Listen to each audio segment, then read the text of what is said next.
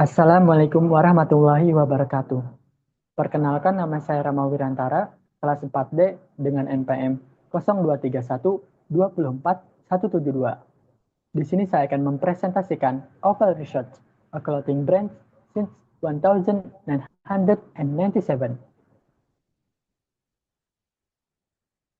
Opel Research adalah merek pakaian dari CVS Industries yang didirikan pada tahun 1997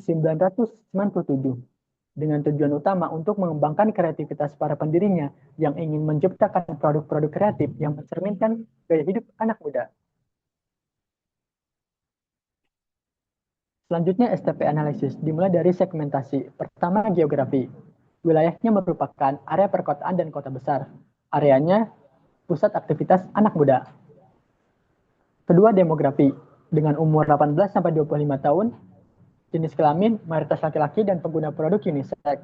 Lalu pekerjaannya, mahasiswa, pelajar SMA, dan pekerja kreatif atau swasta dengan pendapatan kelas menengah. Lalu ketiga, psikologi. Dengan kelas sosial, orang yang suka ke mall, membeli pakaian, membeli minuman, dan suka aktivitas hiburan. Dengan karakteristik personal, menggambarkan personalitas brand, ekstrovert, kompetitif, agresif dalam berkarya, dan ramah. Gaya hidup memiliki activities, interest, opinions yang berpusat pada street culture dan industri kreatif.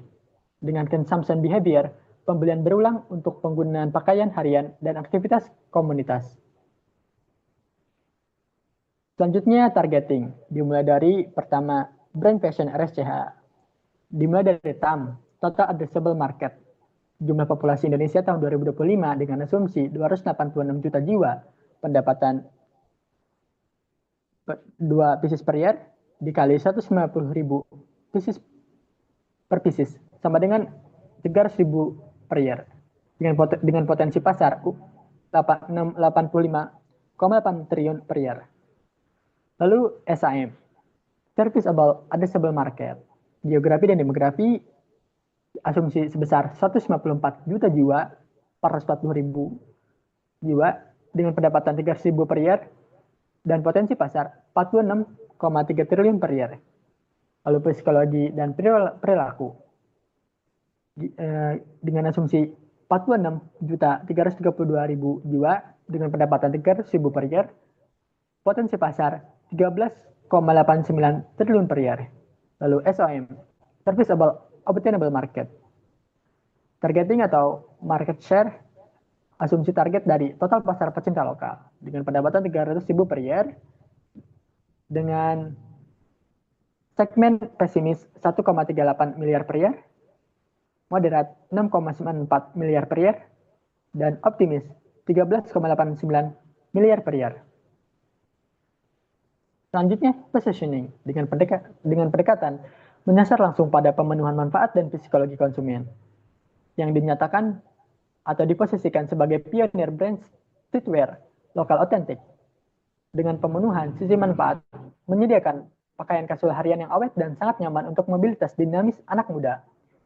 Lalu di sisi psikologi, memberikan rasa bangga, identitas street culture, dan rasa memiliki terhadap produk heritage lokal di Indonesia yang legendaris. Kemudian unique selling point, dengan identitas konsumen membeli RSCH karena ingin dipersepsikan sebagai anak muda urban yang kreatif, berjiwa bebas, dan rasa bangga mendukung produk heritage lokal.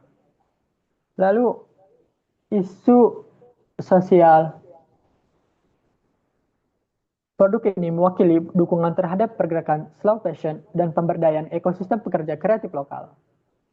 Kemudian quality, material produk sangat awet untuk mobilitas tinggi, dipadukan dengan desain grafis yang eksklusif dan bernilai seni. Lalu price-nya menggunakan value for money, yaitu harganya terjangkau bagi mahasiswa, namun tetap mempertahankan citra premium sebagai brand legendaris.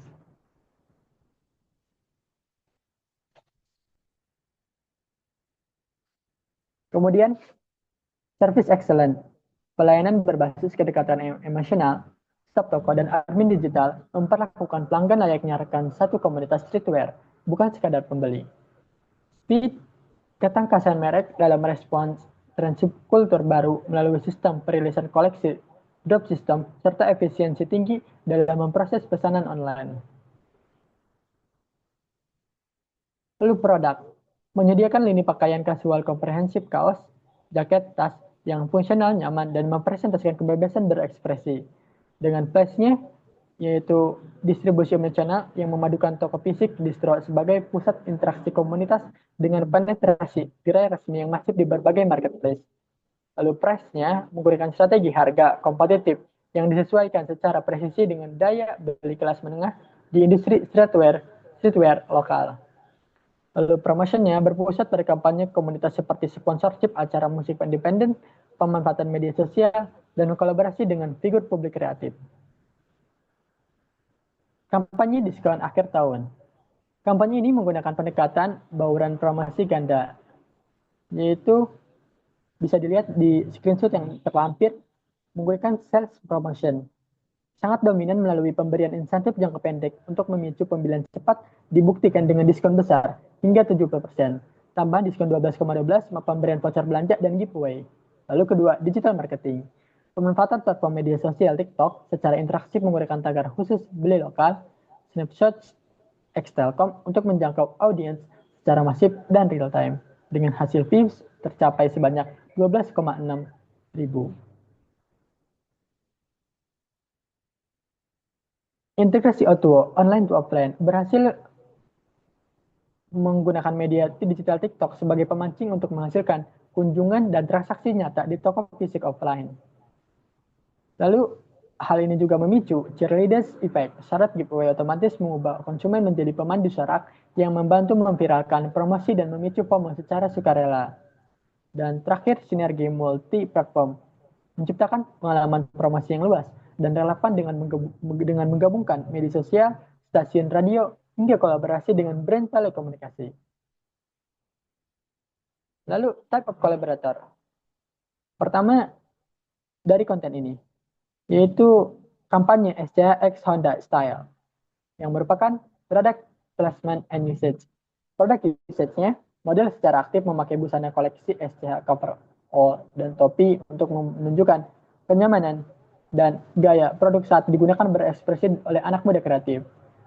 Dan kedua, produk placement-nya menampilkan motor Honda Stylo 160 dan gitar murni sebagai properti pendukung gaya hidup tanpa membahas spesifikasi teknisnya guna membangun citra pengguna RSCH sebagai anak muda urban yang dinamis dan berjiwa seni. Kedua, built-in content atau product knowledge, yaitu dari konten review t-shirt SCH di YouTube.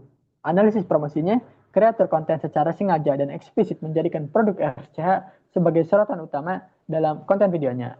Kedua, product knowledge-nya, konten berfokus pada ulasan review yang membedah detail, kualitas, dan value dari produk kaos RCH untuk mengedukasi serta meyakinkan audiens atau calon pembeli. Ketiga, blocking konten. Dibuktikan dengan screenshot yang terlampir, yaitu 27 tahun anniversary RSCH. Analisis kolaborasi, RSCH menyelenggarakan event eksklusif ulang tahun ke-27 dengan menggandeng berbagai partner media dan radio seperti MyVlogs, Radio, Kiss FM, dan lain-lain untuk melakukan promosi secara masif dan berulang. Dampak monopoli. Selama periode kampanye berlangsung, RSCH memonopoli ruang iklan pada partner media tersebut sepenuhnya dikhususkan untuk merek RSCH saja, memastikan tidak ada brand pressure pesaing yang mengganggu fokus audiens dari acara diskon besar-besaran ini. Oke, baik. Sekian dari saya. Wassalamualaikum warahmatullahi wabarakatuh.